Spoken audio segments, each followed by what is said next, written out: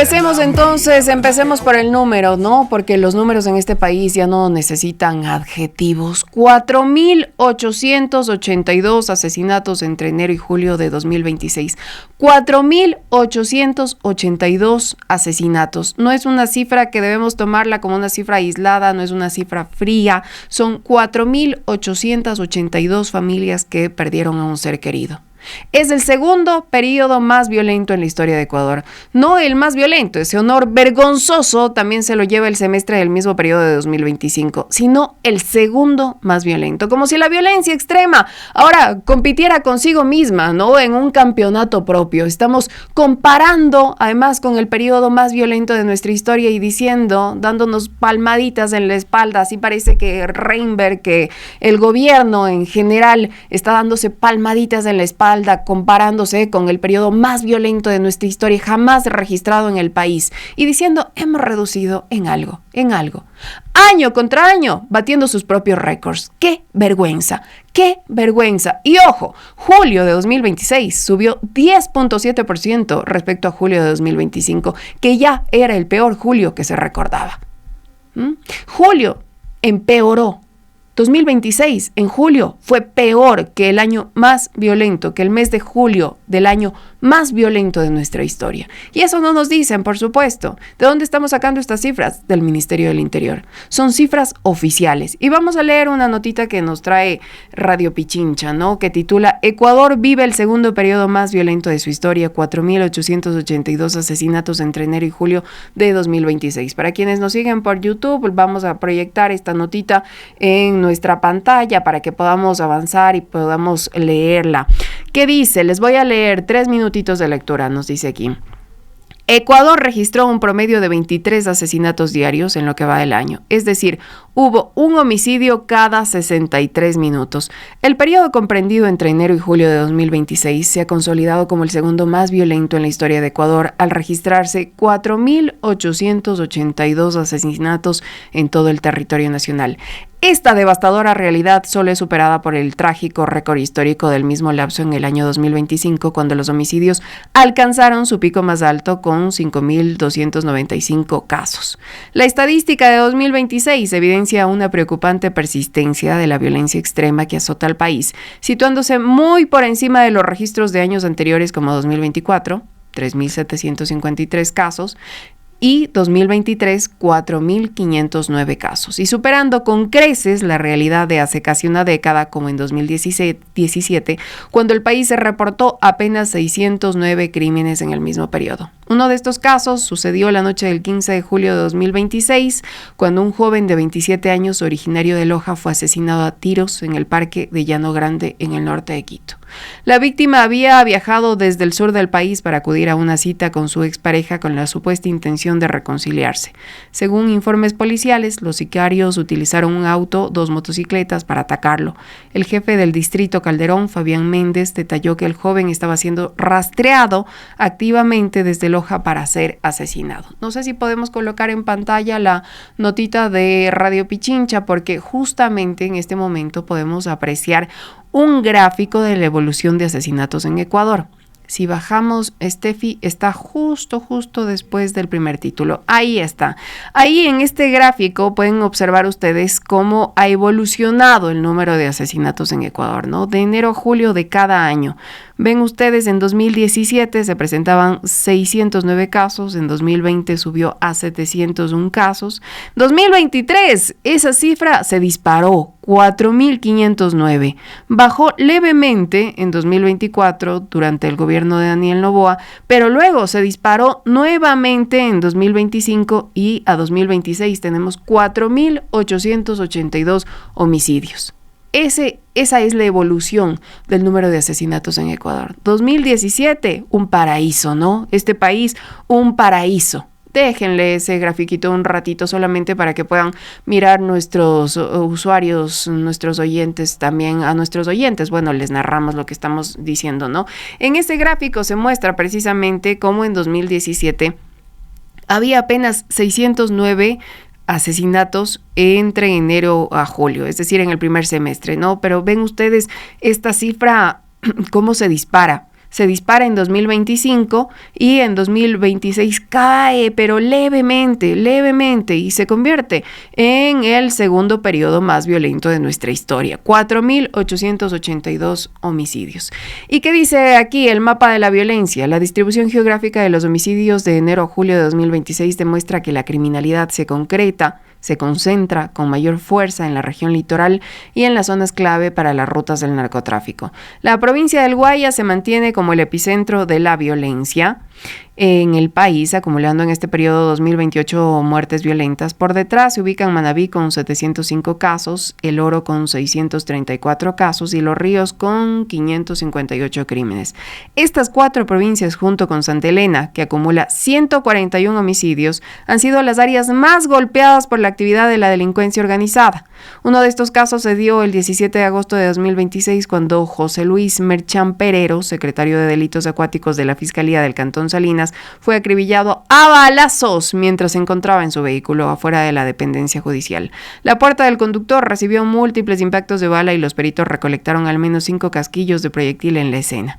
Y ahí tienen ustedes el mapa de la violencia. Está un poquito más arriba donde se puede identificar este mapa de Ecuador con puntitos rojos y negros, ¿no? Los negros son donde hay más violencia. Ven ustedes, por ejemplo, la ciudad de Guayaquil, infestada por violencia. Manta, lo propio. Quevedo, no se escapa de esa realidad. Machala, una de las zonas más golpeadas. Quito, lo propio. Bueno, ven ustedes esa fotografía, ¿no? Ese mapa interactivo donde nos muestra los lugares donde se cometieron asesinatos entre enero y julio de 2026, es decir, donde hay más violencia. ¿Cuáles son las ciudades más peligrosas? El desglose urbano de la violencia muestra que unas pocas ciudades concentran la mayor parte de criminalidad en el país, dejando a su paso historias de terror que conmocionan a la ciudadanía. Guayaquil es con diferencia la ciudad con más muertes violentas del país. Aquí, por ejemplo, el 31 de julio de 2026 fue asesinado el ciudadano Pedro Pablo C. por sicarios fuertemente armados cuando se bajaba de su vehículo dentro de la urbanización privada Puerto Azul, ubicada en la vía a la costa. Los atacantes le dispararon en múltiples ocasiones hasta causarle la muerte de forma inmediata. Y ahí tienen ustedes ese gráfico que muestra el top 10 de las ciudades con más asesinados. Qué barbaridad que tengamos que mencionar aquello, ¿no? No deberíamos normalizarlo bajo ningún concepto. Y póngale nomás el top 10. Póngale, Steffi. Ahí está. La primera ciudad, Guayaquil, con 1.274 asesinados entre enero y julio de 2026, ¿no? Machala con 280, Durán 207, Manta 195, Quito 142, Esmeraldas apenas por debajo de Quito con 132, 129 en Puerto Viejo, 99 en Quevedo, 99 en Babahoyo, 89 en Montecristi. Así las cosas. ¿Cómo llegamos hasta aquí, amigos, amigas? ¿Cómo llegamos hasta aquí a tener el top 10 de las ciudades con más asesinatos? Encabezada por Guayaquil con 1.274. Solo en el primer semestre. ¿Cómo llegamos hasta aquí? ¿Por qué no hemos mejorado? Esa es la pregunta del millón. Esta, amigos, amigas, parece ser la guerra que nunca se gana porque nunca se pelea. Este parece ser el fracaso circular de la seguridad en Ecuador. ¿Quieren recordar lo que nos decía Daniel Noboa? ¿Cuál es otra promesa incumplida? A pesar de que el Consejo Nacional Electoral dice que no, que hay que evaluar, que el plan es plurianual, que no se puede evaluar antes de tiempo, que si bien ya ha transcurrido un año del segundo periodo, pero que no se puede evaluar todavía la gestión del presidente Daniel Noboa. Bueno, vamos a ver lo que ofrecía en campaña, pues, porque hay que recordar estas ofertas que hacía tan pomposamente, tan agenciosamente, lo que ofrecía en campaña, porque esta no es una preocupación reciente. Los ecuatorianos estamos preocupados de la seguridad desde hace muchísimo tiempo. Aprovechó aquello el mandatario Noboa para, cuando era candidato, ofrecer el oro y el moro. Vamos a escucharlo. Necesitamos urgente un entorno seguro para las familias ecuatorianas, con una central de inteligencia que permita proveer información vital para prevenir delitos, responder a emergencias y garantizar la seguridad de los barrios. Con el Plan Fénix, primero, dotaremos a nuestras fuerzas del orden con uniformes de alta resistencia balística, chalecos con panel de cerámica y cascos integrales con protección nivel 4, pistolas de precisión, rifles de última generación, equipo de visión termo y nocturna para proteger las 24 horas, drones para tener una vigilancia aérea con reconocimiento facial, patrullas blindadas y sistema de mapeo satelital para una respuesta inmediata. Con esta central de inteligencia y armamento táctico nos encargaremos de liberar a nuestros barrios y ciudades de la delincuencia. Por un nuevo Ecuador, Daniel Noboa, presidente. Por un nuevo Ecuador, ¿dónde está el nuevo Ecuador? ¿Dónde está Daniel Noboa? ¿Dónde está el plan de seguridad? Porque esto fue en octubre de 2023. ¿Dónde está esto que prometió? ¿Dónde está la central de inteligencia? ¿Existió el dichoso Plan Fénix? Dijo que va a dotar a las Fuerzas Armadas con uniformes de alta resistencia balística, chalecos con panel de cerámica, con cascos integrales, con protección nivel 4, qué sé yo. Yo lo que recuerdo son los chalecos de cartón, ¿no? Por los que surgieron tantos cuestionamientos. ¿Dónde están estas promesas, estas ofertas, esto que prometió en campaña? ¿Qué más ofrecía? Drones para tener una vigilancia aérea con reconocimiento facial. ¿Dónde está? Patrullas blindadas y un sistema de rastreo satelital para una respuesta inmediata. ¿Dónde están? La realidad es que se apropiaron de las salas de vigilancia de Guayaquil, ¿no? Y las de Quito, haciendo show, haciendo gala de su ignorancia, además vendiendo falsas narrativas de qué es lo que realmente sabe hacer este gobierno. Patrullas blindadas, dice. Un sistema de rastreo satelital para una respuesta inmediata. ¿Dónde está, pues? Suena hermoso, suena perfecto, pero eso quedó en el papel. La realidad que hoy enfrenta Ecuador, la realidad que enfrenta nuestro país hoy por hoy es otra. Hoy ya nos olvidamos del reportaje que en este mismo espacio les mostrábamos, este reportaje de Coavisa, este reportaje de Hernán Higuera, que decía que policías, que por supuesto no dieron su nombre, que no quisieron hablar frente a cámaras, denunciaban que no había ni para la gasolina de los patrulleros.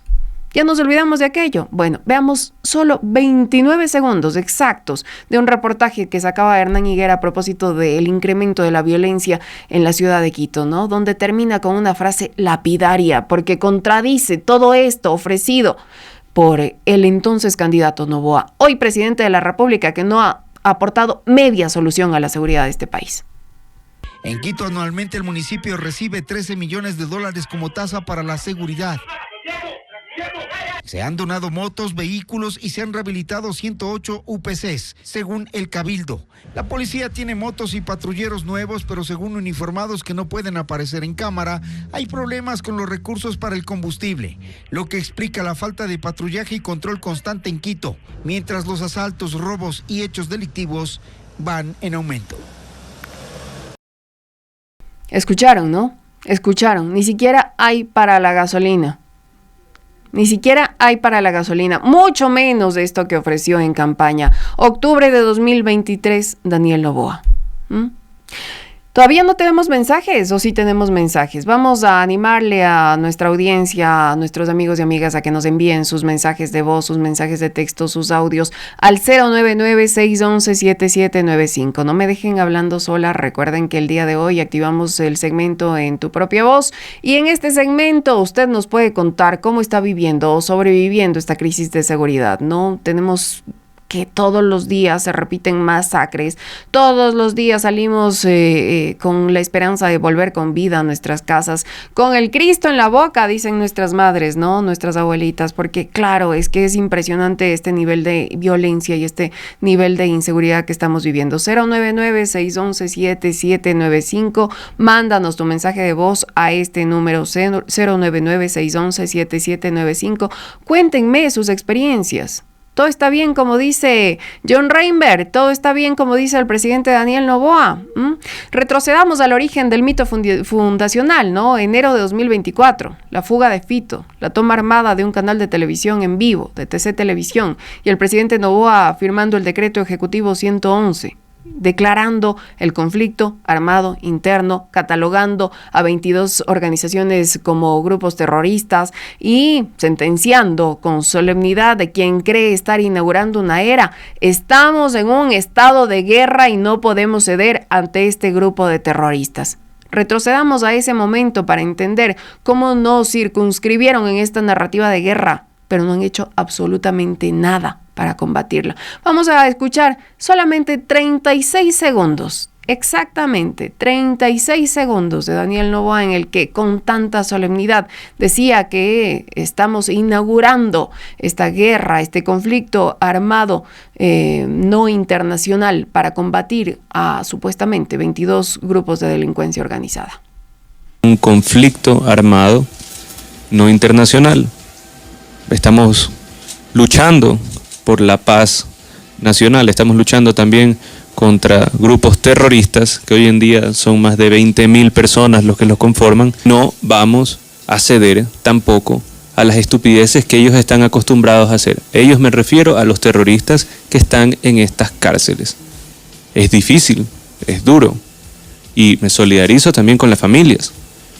Pero estamos en un estado de guerra. Estamos en un estado de guerra y no podemos ceder ante estos grupos terroristas. Estamos en un estado de guerra, no fue el bautizo de un relato que necesitaba urgencia y épica para sostenerse. Ahí mismo, ahí en ese mes, nace el Plan Fénix, envuelto en un secretismo tan denso que ni los propios analistas de seguridad lograron nunca ver el documento completo. Un plan que nadie podía leer, un plan que fue exhibido como la solución total a un problema que en ese momento apenas empezaba a mostrar su verdadera magnitud. 2 años y medio después, casi 3 años, ese plan fue enterrado, reemplazado literalmente por un decreto con el que pomposamente, otra vez, como acostumbra este gobierno, se anuncia el Plan Nacional de Seguridad Integral 2025-2029. Y aquí es donde el patrón empieza a repetirse, ¿no? Porque el ave fénix, la que renace de sus cenizas, resultó ser el nombre más honesto que pudo haberle puesto este gobierno a su propia gestión. Cada vez que un plan muere carbonizado por las cifras, renace otro, con otro nombre, con otro logo, con otra rueda de prensa, con la misma promesa, pero con 0 resultados. Vamos a ver lo que decía Noboa, ¿no? El presidente Daniel Noboa el 18 de junio cuando anunciaba otra vez la firma del decreto, del plan de seguridad, del definitivo. Con este sí, vamos a ver.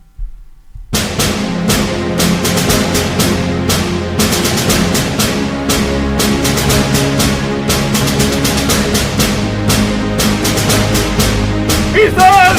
¡Sigue! ¡Personal! ¡A discreción! Ecuatorianos, hoy he firmado un decreto que fortalece la lucha contra el narcoterrorismo en el Ecuador.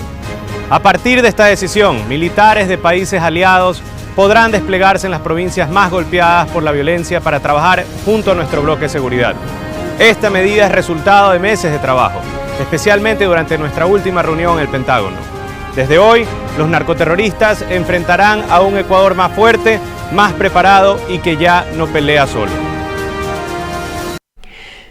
La misma oferta, la misma promesa, la misma cara, la misma música épica. ¿Qué tenemos como resultado? Al menos 18 decretos de estados de excepción en menos de 3 años. Para finales de abril de 2026, el gobierno acumulaba 835 días bajo alguna forma de estado de excepción, ¿no? Sobre 886 días de mandato, es decir, 95% del tiempo. 7 toques de queda. Y claro, leía un dato interesante en los medios de comunicación, en la prensa, y decía que 7 de cada 10 ecuatorianos han llegado a vivir en algún momento de este año bajo restricciones de movilidad y militarización. ¿Qué tal? En cada una de sus provincias. 7 de cada 10 ecuatorianos. ¿Qué ha mejorado con eso? Absolutamente nada. Están escuchando ustedes que muy poco, que incluso las cosas en julio han empeorado. Y claro, aquí hay un detalle que no podemos dejar pasar por alto. Este nuevo decreto de guerra interna que anunciaba Noboa vino acompañado de garantías de inmunidad para tropas militares extranjeras. Esto, claro está, en el marco de un acuerdo bautizado, como ustedes saben, como el Escudo de las Américas. El presidente viajó a Nueva York a reunirse con funcionarios de seguridad estadounidenses para supuestamente fortalecer ese esquema. Y es por eso que hoy por hoy Estados Unidos ya ejecuta operaciones militares antinarco en territorio ecuatoriano en el norte, ¿no? Cerca de la frontera con Colombia, con el aval expreso del gobierno. Los militares gringos, además, bombardean fincas lecheras y las presentan como supuestos laboratorios de droga. Interceptan barcos torturan a humildes pescadores ecuatorianos, desaparecen pescadores y ahora hasta acompañan en ruedas de prensa. Escuchen lo que hace apenas unas horas sostuvo en una rueda de prensa el gobernador de Esmeraldas, acompañado por 2 militares estadounidenses, porque ahora la soberanía se ha vuelto una especie de decoración, ¿no? Ya ni siquiera se sonrojan. Ya ni siquiera se abochornan, es más, se enorgullecen. Pero vamos a escuchar las respuestas que daba a las preguntas que, con muchísimo criterio y con mucho profesionalismo, desarrollaban periodistas que estaban en esa rueda de prensa, cubriendo esa rueda de prensa. Preguntas que eran absolutamente necesarias, pero vayan y escuchen las respuestas que daba el gobernador. El ejército de los Estados Unidos, el gobierno de los Estados Unidos y el gobierno ecuatoriano estamos trabajando en conjunto en la lucha contra el narcoterrorismo. Es así que hoy hemos tenido una reunión de trabajo de las actividades que se van a llevar a efecto de aquí al futuro. Estamos iniciando con fuerza y que vamos a intervenir en temas en San Lorenzo, en Eloy Alfaro, en Río Verde y en toda la provincia de Esmeraldas. ¿Aproximadamente cuántos efectivos estadounidenses participarán en esta operación? No le puedo decir de este tema, los que sean necesarios. Unos actúan en el nivel operativo, en el nivel táctico, otros en la planificación, en la estrategia, en la inteligencia, pero lo importante es que estamos ya realizando actividades de planificación a fin de que ya comencemos a erradicar a estas bandas de narcoterroristas, a la gente que está dedicada a la minería ilegal. Hay un intercambio de inteligencia, de información, de blancos entre las policías y los ejércitos, tanto de Colombia como del Ecuador, así que estamos trabajando y siempre con el apoyo de los Estados Unidos. ¿Por cuánto tiempo ellos permanecerán en Ecuador? El tiempo que sea necesario, no hay un tiempo que le diga vamos a estar hoy, mañana, el tiempo que sea necesario a fin de devolverle la paz y la tranquilidad a todo el Ecuador y en especial acá en nuestra frontera norte. Los jóvenes y los niños que no queremos que sean involucrados en bandas delictivas, en bandas de criminales, queremos que esta gente estudie, no queremos que haya la deserción estudiantil. El apoyo de los Estados Unidos ha existido de toda la vida, así que no tenemos por qué asustarnos, sino más bien agradecer, porque aquí necesitamos capacitación, tecnología, recursos logísticos. El Washington Post publicó que en esta semana en su publicación indicaba que embarcaciones de Ecuador habían sido atacadas por programas de la CIA. ¿Cómo podemos nosotros evitar que se ataque estas embarcaciones en territorio en aguas ecuatorianas? Mire, nosotros nos basamos más en acontecimientos reales. ¿Bajo qué acuerdo jurídico se ejecutarán estas operaciones? ¿Los militares estadounidenses están sujetos a las decisiones de los militares ecuatorianos? Mire, aquí lo que se trata es de apoyo, de colaboración. Ya lo dijo el señor presidente, aquí siempre existen acuerdos y en ese sentido vamos a seguir trabajando. Aquí los que se opusieron, los que saltaban, los que gritaban, no les interesó en algún momento la seguridad de los ecuatorianos. El ejército de los Estados Unidos, el gobierno de los Estados Unidos y el gobierno ecuatoriano estamos trabajando.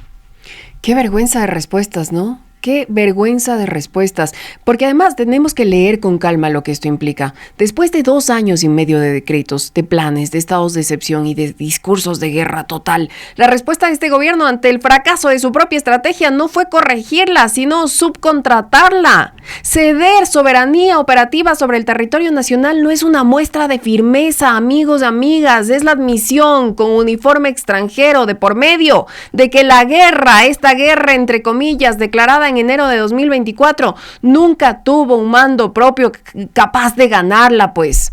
Nuestros soldados no han sido capaces de ganarla y ahora aparece el gobernador acompañado de 2 militares de extranjeros. Además, el gobernador dice que no hay un plazo para que estén aquí. ¿Qué parte de que los ecuatorianos votaron en contra de reformar la Constitución y permitir la instalación de bases militares extranjeras no entendieron? Los ecuatorianos se han pronunciado en reiteradas ocasiones porque cuando se aprobó la Constitución de Montecristi, se aprobó también el artículo en el que se prohíbe la instalación de bases militares extranjeras. Y en noviembre, los ecuatorianos ratificaron esa decisión, la voluntad de que no haya militares extranjeros en nuestro territorio. Sin embargo, hoy esos militares extranjeros no solo que bombardean fincas lecheras, no solamente desaparecen a nuestros pescadores, humildes pescadores, destruyen sus embarcaciones, sino que ahora, orondos, orgullosos de ellos, salen en ruedas de prensa. Es una vergüenza. Es una vergüenza. No podemos normalizar aquello. No podemos normalizar aquello. Otra de las respuestas que daba el gobernador, nadie sabe cuántos efectivos hay ni bajo qué mando operan, y eso es incompatible con cualquier estándar mínimo de rendición de cuentas. Además, se está blindando con inmunidad total a fuerzas extranjeras justo en la provincia, donde ya hay una denuncia documentada de ejecuciones extrajudiciales, ¿no? El acuerdo SOFA no es un matiz legal menor. Otorga al personal estadounidense privilegios e inmunidades equivalentes a las diplomáticas, jurisdicción penal propia de Estados Unidos sobre sus efectivos y exención de impuestos y control aduanero, y libertad de movimiento sin restricciones locales. Eso significa que si un militar estadounidense comete un abuso en Esmeraldas, Ecuador no tiene jurisdicción para juzgarlo. Y esto ocurre en la misma provincia donde apenas en noviembre de 2025 se denunció el caso de Don Huaca, un agricultor de San Lorenzo baleado por militares sin que se le brindara auxilio, mientras la comunidad confrontaba a los soldados. Si con nuestros soldados pasa eso, ¿qué va a pasar con los soldados gringos? Los soldados gringos se van a subordinar a nuestros soldados. Son preguntas que tenemos que hacernos. No podemos simplemente aceptar este discurso de lucha contra la violencia, contra la inseguridad como una píldora que nos tragamos facilito, ¿no? Y a propósito de militares extranjeros, ¿qué será de la vida de Eric Prince? De este mercenario estadounidense que fue contratado en tiempo de campaña para dar entrevistas, ¿no? En contra de Luisa González, para generar una narrativa alrededor de los cucos de Venezuela, de su supuesta inestabilidad, de los supuestos vínculos de la Revolución Ciudadana con el presidente secuestrado Nicolás Maduro, que vino a hablar sobre Luisa González de la forma además más vil, ¿no? Poniendo dudas, tejiendo dudas alrededor de su hijo. Yo les había traído un video, pero nos vamos quedando sin tiempo. Les había traído un video de Eric Prince al respecto, ¿no? ¿Dónde está? Pero ¿saben qué? ¿Qué está diciendo John Reinberg? Él está sufriendo porque dice que su familia sufre las consecuencias de que él sea el ministro del Interior. ¿No me creen? Vamos a escucharlo. Sus hijos, su esposa, sus más cercanos, su mamá de pronto le han dicho: John, ya es momento de parar, te queremos más tiempo en casa, ya cumpliste con el país, o por el contrario, lo alientan a continuar en su cargo. Mis hijos han sufrido mucho, mi familia ha sufrido mucho, mi esposa, mis hijos, todos.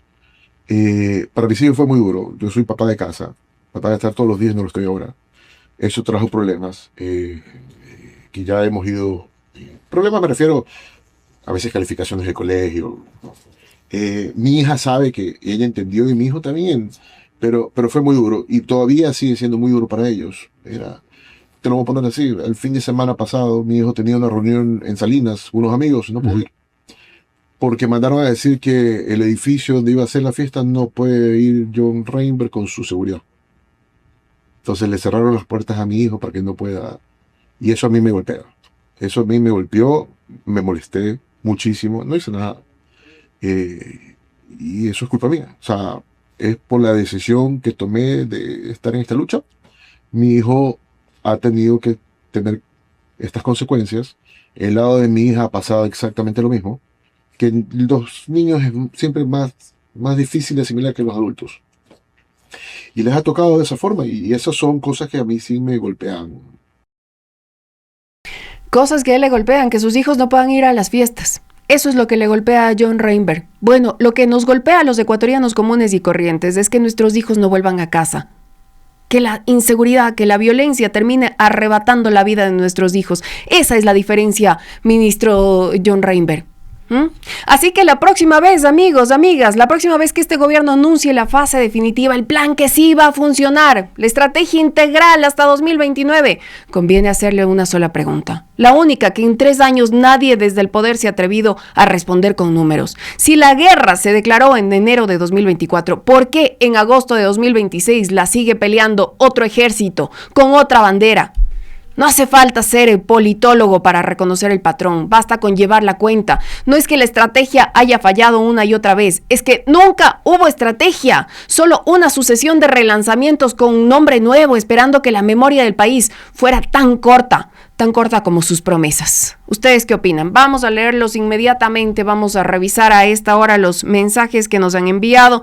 Vamos a leer el mensaje de texto de Fedín Mendoza. Dice: muy buenos días, estimados señoras y señores de Radio Pichincha, es un gran gusto escucharlos cada mañana. A vuestra invitación, mi opinión es: la violencia se mantendrá en un crecimiento progresivo. ¿Por qué? Porque esa es la tendencia global. La descomposición de la sociedad capitalista a nivel mundial y el militarismo genera hundimiento en las crisis económicas que generará más golpes a las condiciones de vida de la gran mayoría de la población, y esto genera más jóvenes a integrar equivocadamente las filas de las organizaciones delictivas, ya que el Estado putrefacto no puede dar bienestar, solo la organización, la unidad y la solidaridad política de los trabajadores puede enfrentar toda esta situación y llevarnos a una verdadera transformación. Es lo que dice Fedín Mendoza. Muchísimas gracias por ese mensaje de texto. Normita Torres desde Cuenca nos dice: me pregunto cómo puede seguir Reinber en ese cargo cuando día a día vemos que el problema de seguridad en vez de mejorar ha retrocedido, porque Noboa mantiene en los cargos a personas ineptas, prepotentes, corruptas y vanidosas. Es insólito. ¿Qué ocultan? Bueno, John Reinber, Normita, como usted vio, está sufriendo, porque sus hijos no pueden ir a una fiesta. Así de desconectados están de la realidad de los ecuatorianos. El psicólogo en casa dice: buenos días, estimados periodistas de Radio Pichincha. Con respecto a la encuesta de hoy, es evidente que la violencia está fuera de control, ya que no hay un solo día que no se reporten muertes de ciudadanos en las calles, dejando al país como un lugar peligroso y que es casi imposible vivir con tranquilidad.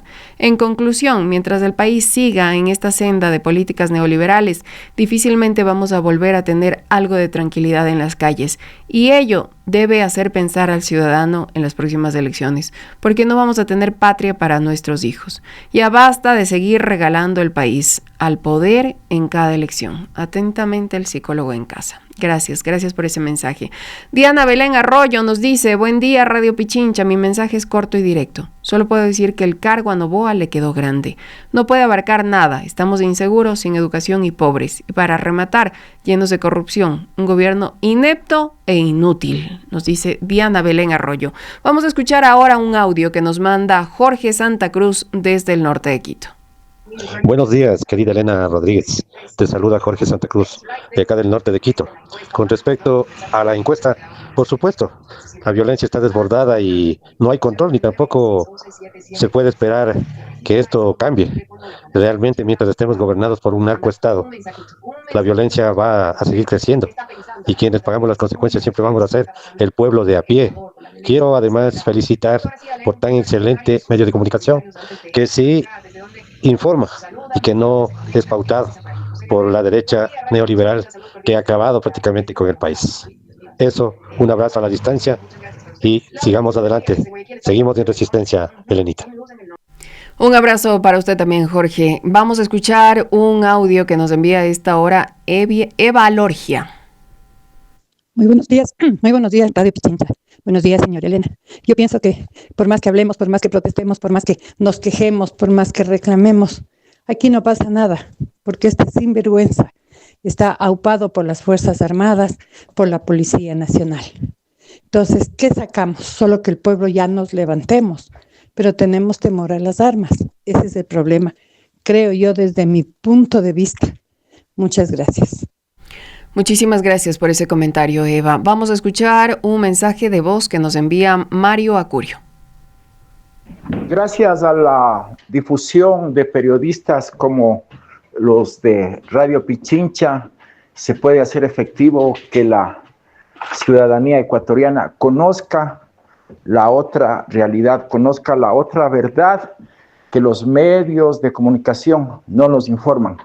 Por eso es que el Ecuador sigue en la oscuridad gracias al apoyo de los medios de comunicación formales, porque los informales y las redes sociales son las únicas que denuncian las atrocidades de este gobierno dictatorial del muñeco de cartón. Saludos a Radio Pichincha. Un saludo, un abrazo fuerte también para usted, Mario. Vamos a escuchar un audio, un mensaje de voz que nos envía Gabriela. Elena, buenos días. Lo de la seguridad de nuestro país está terrible. Incluso quiero contarte algo. Yo estoy siendo amenazada, incluso que me van a mandar sicarios. Fui a poner la denuncia en la fiscalía y pedí que me den una boleta de alejamiento, una boleta de auxilio, algo que me pueda ayudar, aunque sea en alguito, para que no me pase nada, pero me dijeron que no porque esto entra en investigación. Entonces, ¿en qué clase de país estamos donde la seguridad del ciudadano no importa, donde se tiene que esperar a que a la persona le pase algo para actuar?